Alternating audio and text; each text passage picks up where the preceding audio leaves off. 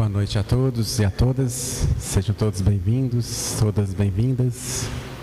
Bom, então, hoje a gente vai estudar o capítulo 8 do livro Caminho, Verdade e Vida, psicografado por Chico Xavier, ditado pelo Espírito Emmanuel. Esse livro são compilações, de trechos pequenos, um versículo mesmo do Evangelho, que Emmanuel depois comenta sobre esse versículo. Então, basicamente é isso, todo o livro feito dessa forma, né? Tem uma série dos livros dessa forma, Palavras de Vida Eterna, Caminho, Verdade e Vida, Pão Nosso, tem mais outros dois que eu não estou lembrando aqui agora, Vinha de Luz, tem mais um ainda, se não me engane. Mas todos eles seguem essa linha. Então, você sempre tem uma pequena citação do Evangelho, um versículo, e depois Emmanuel vai e explica esse versículo. Bom, nesse caso, o Emmanuel deu o título de Jesus veio para esse texto, né? Esse capítulo 8, e deixei essa imagem aí de Jesus como o pastor das ovelhas. As ovelhas seríamos nós, né? A representação de nós como ovelhas do Mestre Jesus, sendo apacentadas, acalmadas por Ele e orientadas por Ele. Então vamos lá, eu vou fazer da seguinte forma: primeiro eu vou fazer a leitura, certo? Depois vou ler cada parte novamente e comentar.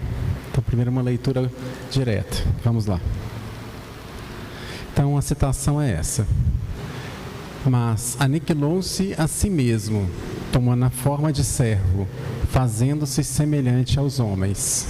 Paulo, Filipenses, capítulo 2, versículo 7. Essa foi a citação do Evangelho que ele escolheu.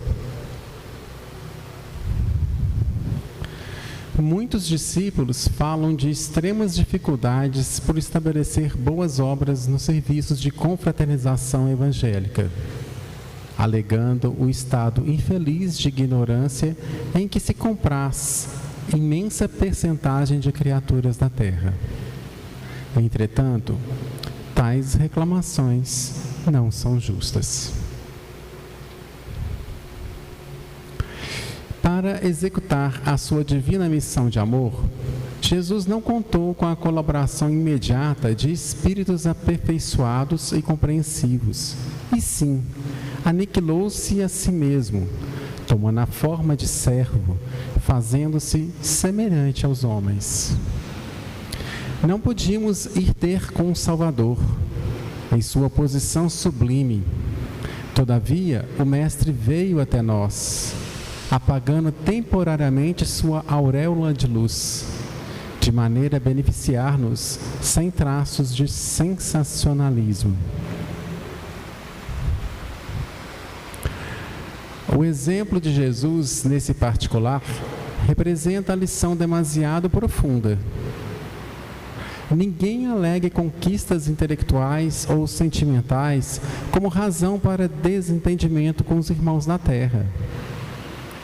Homem algum dos que passaram pelo orbe alcançou as culminâncias do Cristo.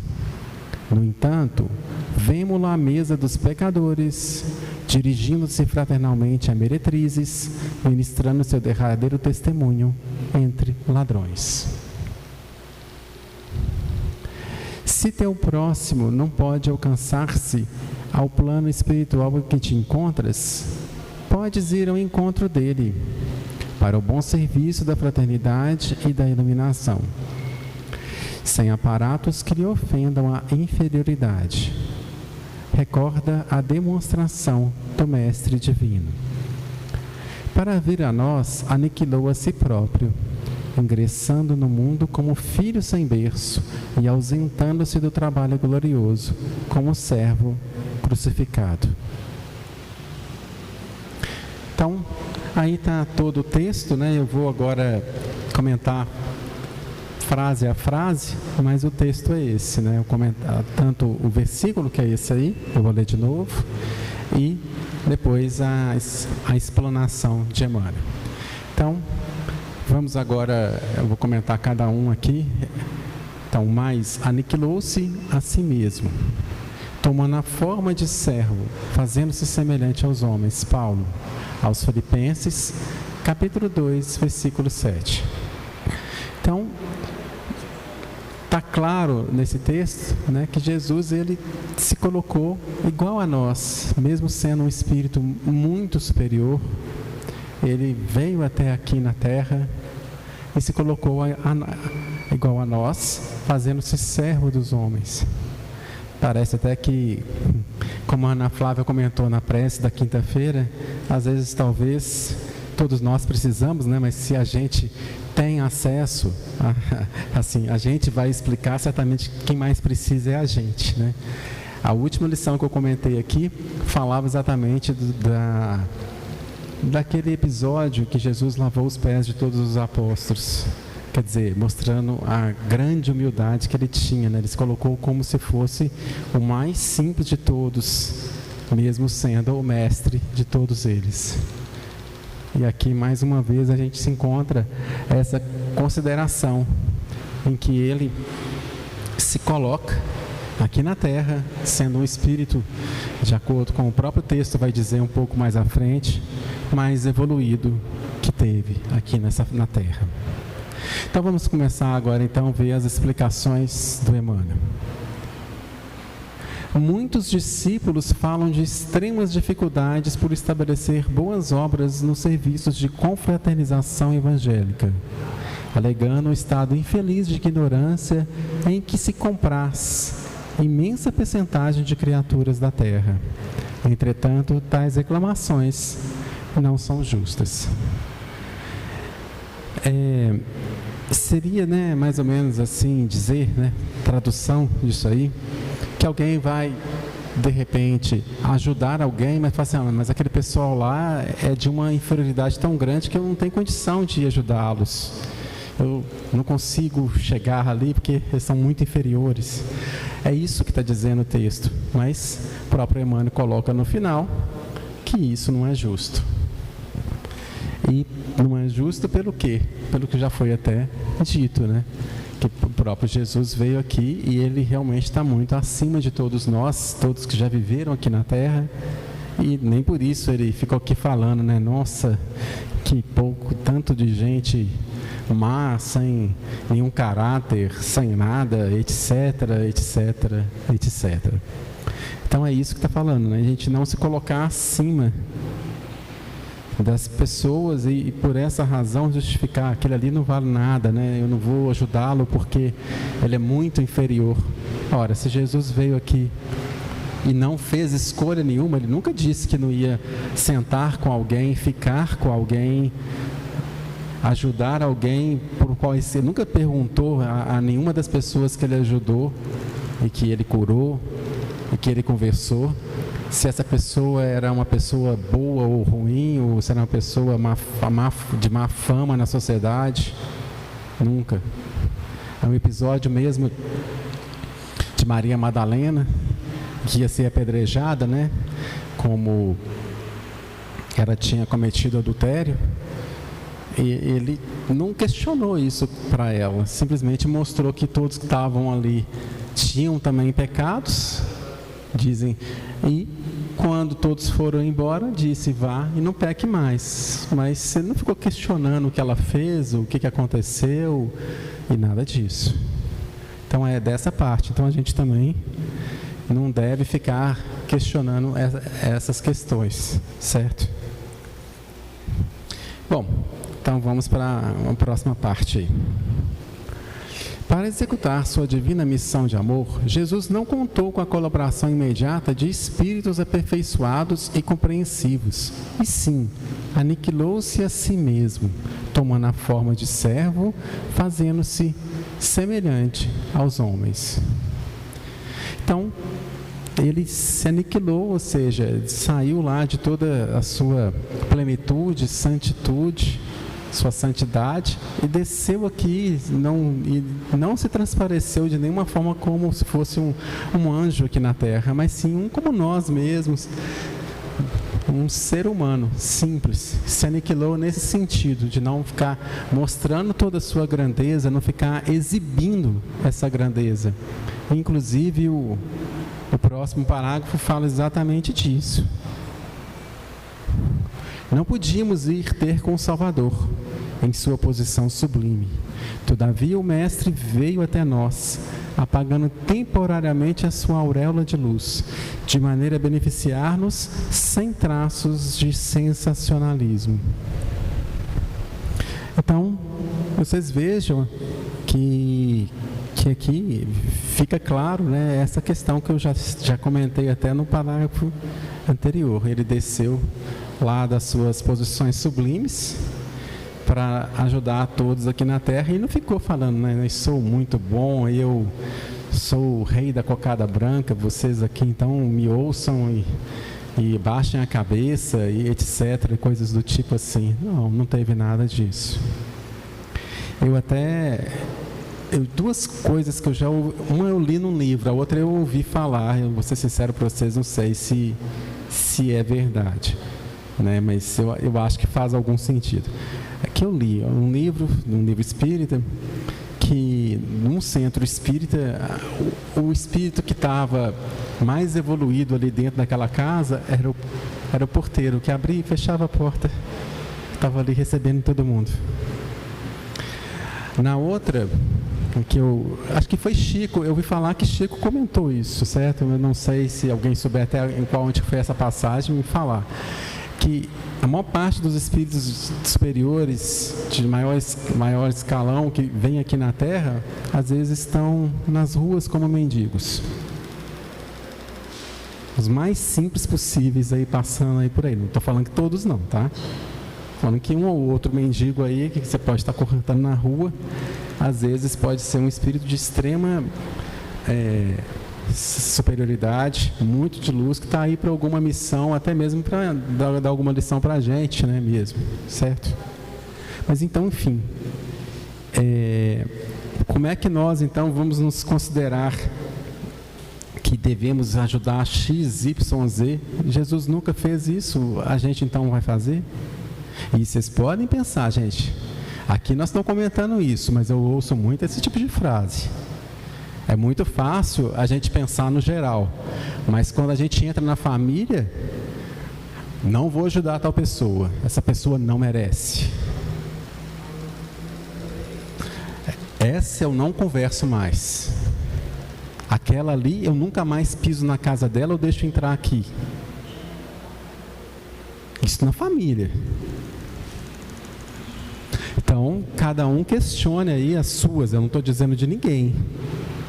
Mas cada um pense nas suas questões e vejam, né, que Jesus nunca disse isso em nenhuma situação, familiar ou não. Não interessa. Todos sempre foram muito bem-vindos para Ele. Vamos continuar. O exemplo de Jesus, nesse particular, representa lição demasiado profunda. Ninguém alega conquistas intelectuais ou sentimentais como razão para desentendimento com os irmãos da Terra. É exatamente sempre o que está sendo dito o tempo todo nesse texto, né? Você fala, não, eu sou muito capaz, essa pessoa não tem raciocínio suficiente para eu passar alguma coisa para ela. Isso não existe. Jesus não fez isso. Não há ninguém que mereça isso. Ou sentimentalmente também, né? Sou muito sensível, né? Essa pessoa é muito bronca e eu não vou conversar com ela. Bom, se fosse assim, Jesus não tinha parado aqui, não. Ele ia deixar isso aqui para lá e com razão, né? Dentro dessa linha de raciocínio. Homem algum dos que passaram pelo orbe alcançou as culminâncias do Cristo. No entanto, vemos-lo à mesa dos pecadores, dirigindo-se fraternalmente a meretrizes, ministrando seu derradeiro testemunho entre ladrões. Então, nenhum ser humano chegou nesse nível de Cristo, mas ele nem por isso, né, esteve entre os mais puros aqui da terra, procurou pessoas, ou esteve com pessoas que eram mal faladas naquela época na sociedade, cobradores de impostos, criminosos, ele mesmo foi crucificado entre dois ladrões. Então, cabe a gente questionar isso, pensar um pouco, né, sobre essas questões, porque o exemplo vem de Jesus mesmo.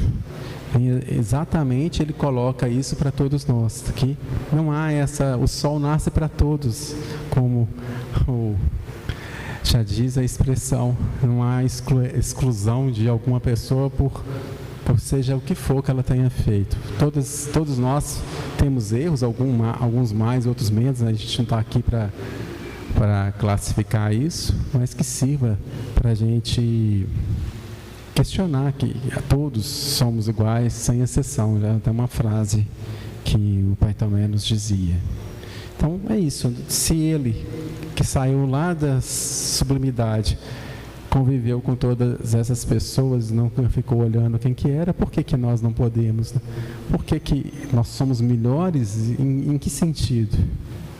Será que não tem muito orgulho aí, né, de achar que você é alguma coisa melhor do que os outros? Não, acho que nós temos 8 bilhões de pessoas aqui na Terra, a meu ver, e todas elas são pessoas, talvez são muito más mesmo, né? A gente ouvindo o jornal, lendo na internet, vendo o jornal, a gente fica assustado com os casos que acontecem e fica pensando como que a pessoa chegou àquilo ali. Não sei, talvez drogas, não sei, mas enfim, será que se a gente tivesse vivido e passado pelas mesmas coisas que essas pessoas más passaram, talvez a gente não teria sido pior? Não sei. E, de mais a mais, a gente pode pensar assim, dentro de vários, vamos dizer assim, aspectos. Deus é que sabe. Se ele achar que algum desses 8 bilhões de pessoas não merece estar aqui na Terra por bondade ou por maldade, ou por seja qual critério que nós não temos capacidade de saber, ela vai desencarnar imediatamente. Por alguma razão isso acontece. A gente só fica aqui o tempo que a gente tem o merecimento para ele. Nem um dia a mais, nem um dia a menos. E seja lá como for, a gente pode pensar em pessoas que são tidas assim como uma das mais famosas, como más, né, no século XX pelo menos, o Hitler, né, e outros mais da época. Ora, se Deus achasse que não era permitido ele fazer tudo o que ele fez, vocês acham que ele teria feito? Ele foi acima da vontade de Deus? Não foi. Ele vai ter que pagar por tudo que ele fez. Não tem a menor dúvida, né? Ele tem a responsabilidade dele. Mas se ele não pudesse, não faria. Não aconteceria. Jamais. Quer dizer que, de alguma forma, aquilo ali poderia acontecer. Agora, as consequências para cada para cada ação de cada pessoa que esteve envolvida nesse processo, são as consequências. E aí, eu acho interessante até lembrar uma outra coisa, quando a gente cita, por exemplo, essa questão, uma questão muito triste que a humanidade passou, da época do nazismo, fascismo, que, por exemplo, eu esqueci o nome do livro, mas enfim, num livro que descreve uma pessoa que viveu nesses campos de concentração de Auschwitz. Auschwitz não era um único campo de concentração, eram vários campos de concentração, principalmente dentro da Polônia. E essa pessoa, como viveu como médico, ele foi transferido de um para o outro para ajudar, ele era judeu. E ele comenta que no último campo de concentração que ele viveu, tinha um judeu que foi dado a ele, vamos dizer assim, o direito de estar olhando mais, né, de ser tipo um chefe, que era muito ruim, muito mal mesmo, pior do que todos os soldados nazistas que estavam naquele campo de concentração. E que o chefe o maior chefe lá, o general lá que estava coordenando esse campo em Auschwitz, esse em especial, que era o menor, era super bondoso. Ele comprava com o dinheiro dele remédio para as pessoas que estavam dentro do campo. Ajudava todas o máximo que ele podia. Quando os aliados chegaram lá e tudo mais, os próprios judeus, os prisioneiros, esconderam ele dos aliados e só deixaram ter acesso a eles quando prometeram que não ia acontecer nada com ele, um nazista. Então, a gente tem que tomar cuidado até com isso. A gente pensar assim que todos os nazistas eram maus, todos os judeus eram bonzinhos. Gente, tem gente boa e gente ruim em qualquer lugar do mundo, em qualquer país, em qualquer religião, em qualquer indústria, empresa, em qualquer família pode acontecer, de bons e ruins. Nós estamos todos juntos. Isso também é até uma questão da convivência ali, a pessoa às vezes erra. A gente tem que lembrar que quem é mau é simplesmente uma pessoa que errou. E algum dia ela vai perceber seu erro e vai voltar. E ela não é má sempre. Algum dia ela vai falar assim, nossa, eu acho que realmente eu não estou no caminho correto, e vai voltar. É só um tempo isso. Não interessa quem seja e quem fez isso.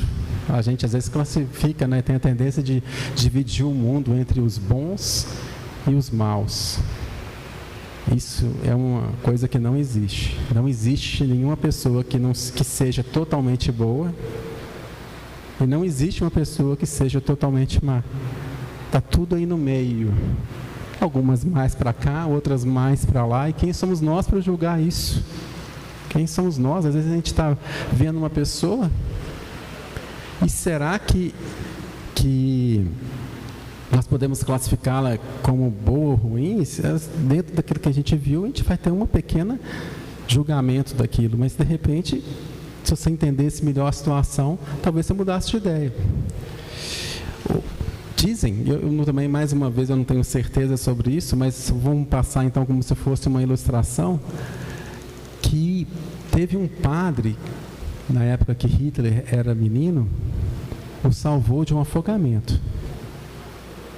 Se você estivesse lá no dia, nesse local que aconteceu isso, você fala assim, nossa, poxa, salvou o menino, parabéns, beleza.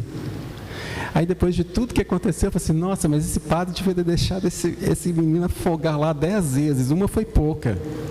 Será? Vem várias outras perguntas. Ele fez a parte dele, o padre. Tinha uma pessoa que estava em risco de morte e ele salvou. A outra pergunta que vem é a seguinte, será que se Hitler não existisse, será que é possível que não poderia ter sido pior? Não sei como, não consigo imaginar, só estou fazendo a pergunta, não tenho resposta para ela. Quem somos nós para saber? Não sabemos. Bom, então está aí. Jesus esteve com todos e estaria ao lado de qualquer um de nós, e está ao nosso lado. Que tenhamos fé para isso. Vamos então agora para a próxima parte. Se o teu próximo não pode alçar-se ao plano espiritual em que te encontras, podes ir ao encontro dele para o bom serviço da fraternidade e da iluminação, sem aparatos que lhe ofendam a inferioridade. Recorda a demonstração do Mestre Divino. Eu diria o seguinte, que talvez seja até orgulho você achar que você seja melhor que alguém. Talvez você estudou um pouco mais, você saiba um pouco mais de algum assunto, mas e daí? Será que essa pessoa mesmo que você está se achando menor que você, não tivesse tido as mesmas oportunidades, não era 10 vezes mais culto, inteligente que você? Ninguém sabe. E ninguém nunca vai saber. Cada um tem uma vida, ela é totalmente específica, única. Não tem jeito de a gente se colocar no lugar do outro, é impossível.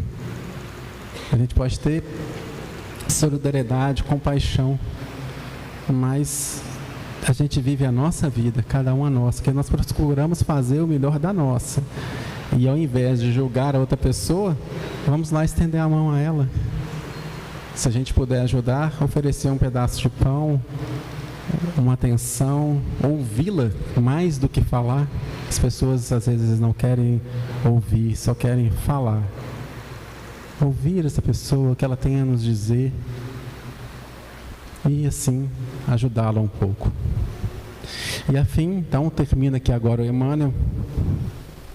Para vir a nós, aniquilou a si próprio, ingressando no mundo como filho sem berço e ausentando-se do trabalho glorioso como servo crucificado. Ou seja, ele não chegou aqui como rei, poderia ter encarnado como o rei de qualquer uma das grandes nações, imperador de Roma, que seria a maior nação na época, mas não escolheu isso. Nasceu muito simples, numa manjedoura, num estábulo, e morreu entre dois ladrões numa cruz, numa situação muito difícil. Chico até dizia, muitas vezes, que o seguinte: às vezes as pessoas falam, não, mas minha vida está muito sofrida, eu estou sofrendo isso e aquilo, eu estou tentando ajudar as pessoas, fazendo alguma obra de caridade, está muito difícil, etc, etc, etc. Aí ele falava, mas veja, Jesus, que foi a melhor pessoa que pisou aqui na terra, foi parar na cruz, entre dois ladrões, o que você está esperando? Se você quiser seguir o caminho do Evangelho, o caminho do bem, talvez as coisas não sejam tão fáceis. Mas pelo menos a gente está fazendo o melhor de nós mesmos. Tentando seguir o nosso Mestre, tentando talvez acompanhar como uma ovelha não perdida, mas uma ovelha próxima ao nosso querido Mestre, que tanto nos ensina amor, misericórdia, respeito, humildade, compaixão.